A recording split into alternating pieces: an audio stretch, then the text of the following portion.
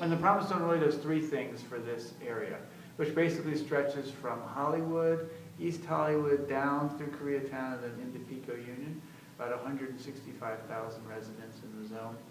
And the three things that happen are, one, we get competitive preference for federal dollars.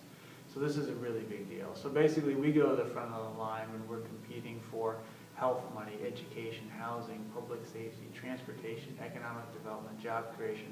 Basically any federal resources that support the strategy of turning and transforming the community, transforming our schools, we'll get competitive preference for those. So that could mean, potentially tens, hundreds of millions of dollars coming to LA, coming to the zone through the Promise Zone. The second thing is that we will have federal staff who actually come live with us.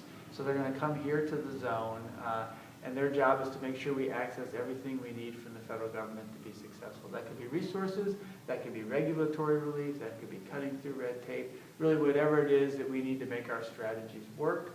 The federal government will be sitting literally side by side to help us do that. And then the last piece, if Congress approves it, will be tax credits for employers who hire residents of the zone. So they get a tax credit for hiring someone who lives in the zone, and if their business is in the zone, they get a double tax credit for hiring a resident. Just the fact that Promise Zone is coming to LA is exciting, because LA doesn't typically get these signature initiatives. But the fact it's going to be in Hollywood is really cool, because we'll be able to partner these sort of poverty reduction efforts with all the economic activity that's going on in Hollywood, like the Millennium Project, like all these other big developments that are going on.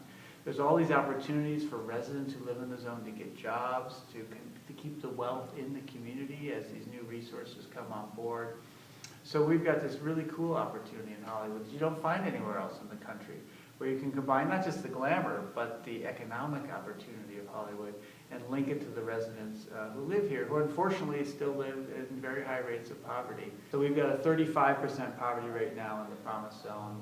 We expect that to be cut in half over the period that the zone is here. And that's kind of the bottom line metric for us.